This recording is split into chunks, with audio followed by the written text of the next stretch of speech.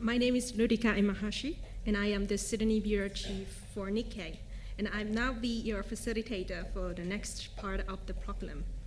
We now turn to our Fireside chat titled Innovating the Future.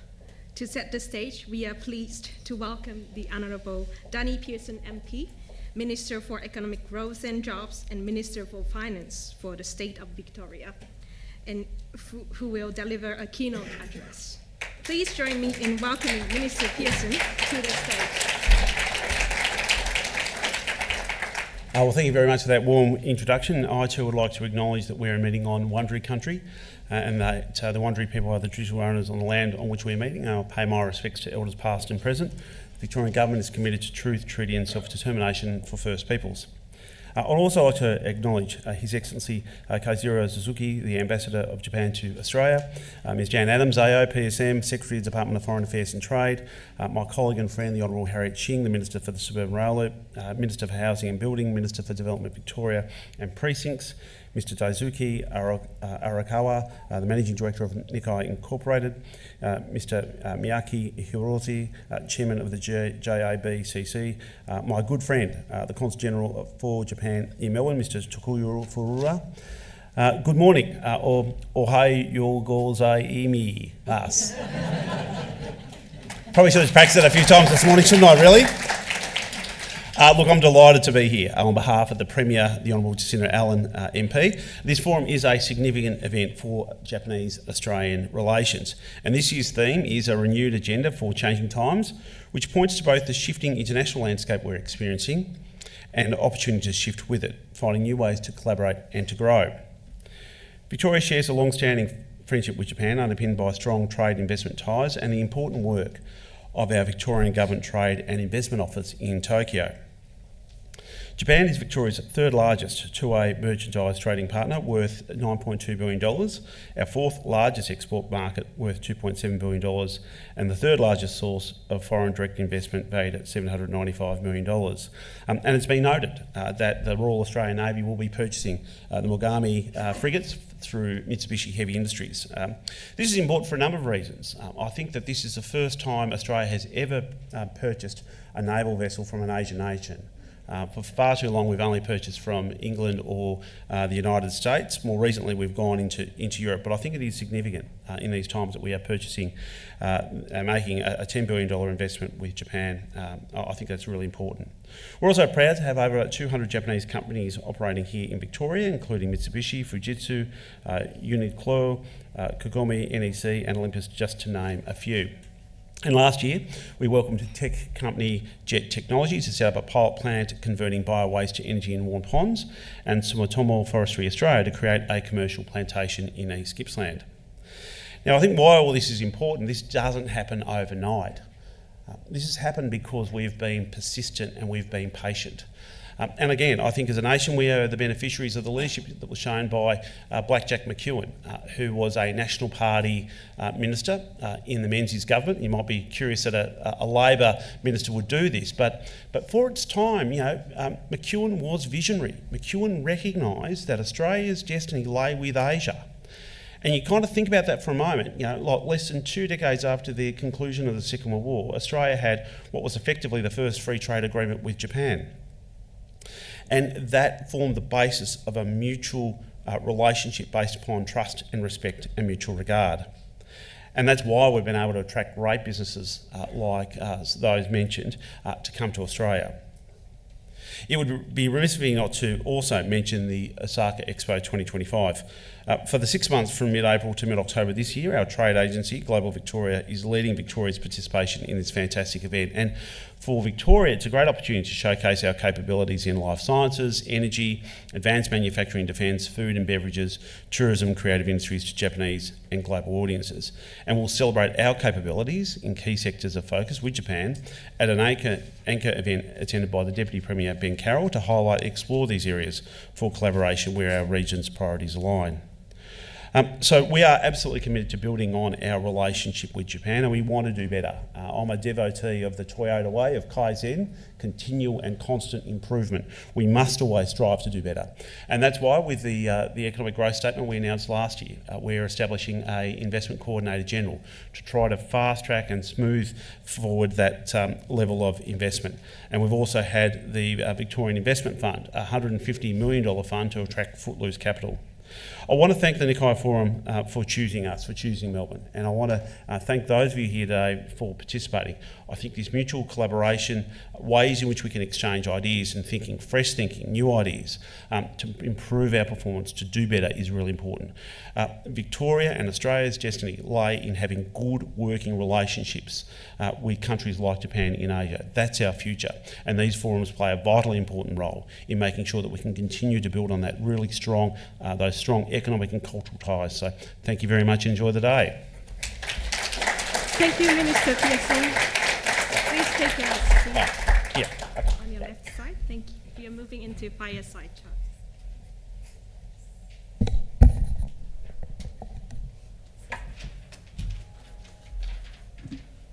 Well, thank you again, Minister Pearson, for your insightful speech. As you mentioned, as economic and trade ties between Australia and Japan grow and are diversifying, what key policies are you prioritising in your state? Yeah, so I think... Sorry, is that better? Yep. Look, I think from the government's perspective, one of the reasons why we established the economic growth statement last year was to find ways where we can prioritise key sectors, key industries, but also look at improving our performance. And that's one of the reasons why we've established the Investment Coordinator General, why we want to reduce the regulatory burden. The Investment Coordinator General, I should touch on this for a moment, because unfortunately, I think historically, on too many occasions, a business wants to come to invest in Victoria, and we will say, well, you need these regulatory approvals, and you need to go through these different agencies. Probably historically, there's the white pages on your way. Good luck. We can do better, and we must do better when you've got footloose capital. And that's why we've got the Coordinator General for Investment as a way of trying to basically triage and identify those investment opportunities to look at making sure that it's easier for business, because if business can get a project to market more quickly, that's a great thing, and that will improve our performance and it will make those investors want to invest more in Victoria. We also want to reduce the number of regulators, and again, I think finding ways where we can be more efficient by reducing that regulatory burden is really important. So, look, it's an exciting time. We've got some great complementary strengths between ourselves and Japan, and I think that it's been touched on in relation to the rare minerals and rare metals. We want to find ways where we can get more of that product to market more quickly, and we want to be seen as a desirable place for companies to come here and to invest. Thank you. And Japanese investors value stable and consistent policies. How are you addressing to ensure the stability in investment policies and make Victoria more attractive other than other states?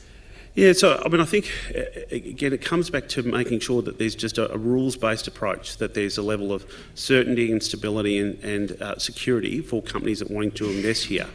Having the confidence knowing that you can invest here and that we're not going to change the rules overnight, that it's a stable environment, I think is really important.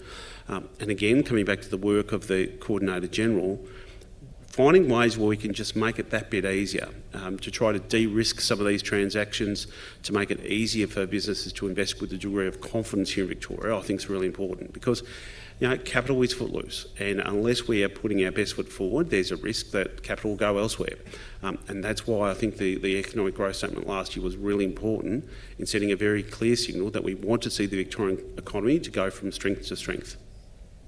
And your state is moving to enshrine a right to work from home. How is this going to improve productivity? I think in terms of that issue, we've been clear that we want to try and make sure that... can't hear me? How's that? Better? No, I think it's good. I've got a loud voice. I'm always getting thrown out of Parliament.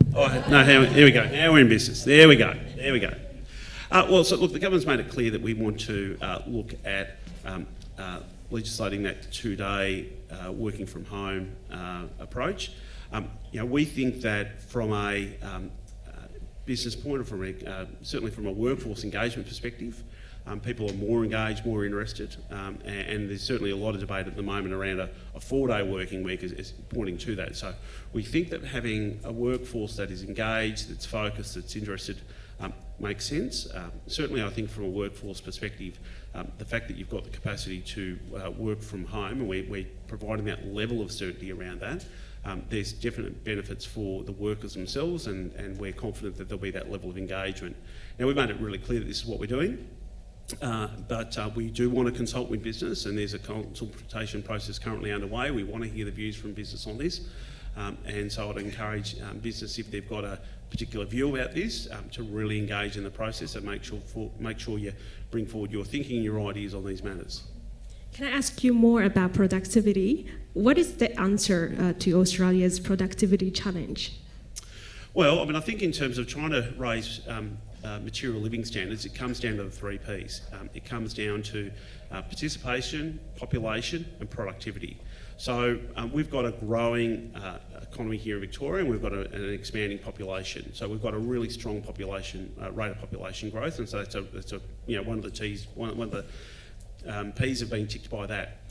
We're also looking at making sure that we've got policies in place that have high rates of participation. And if you look at our labour force participation rate, it's almost at any historic high. And many primary caregivers are finding that they can go back to the workforce, I think more so now than pre-pandemic, because of the flexibility. That's a really good thing. The third point is, the third P comes down to productivity. And I think AI is going to play a vitally important role in how we can improve our efficiency and our expertise. And I think that if you look at Melbourne, Melbourne's historical wealth was based upon manufacturing, heavy manufacturing, and we've got industrial zone land, it's still there. We've got water and power accessing those sites. And I think that those manufacturing companies which disappeared in the 1990s, that the underlying infrastructure is still there. We've really protected our industrial land, and we're looking at increasing the volume of industrial land. That presents a really great opportunity to try and attract data centres here, which will form the foundation stone for more of that AI investment. 1995, everyone was talking about search, everyone was talking about emails, and they were both really important innovations at that time. But quickly it moved on from that. It talked about all the ways in which you can harness the internet in more productive ways. And you look at the rise of Amazon. These days now, email is a commodity. Search is basically, well, prior to AI, it was purely with alphabet.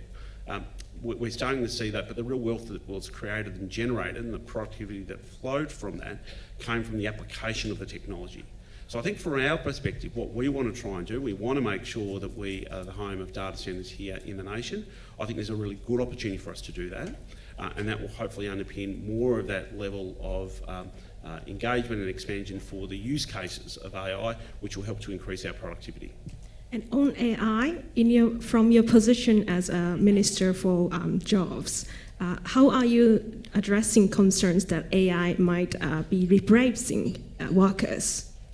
Well, I think it's all around us. It's ubiquitous, and I think that when you think back historically, there've always been concerns about displacement through technology. But think about Australia as a nation. If you go back 125 years ago, we were an agricultural society.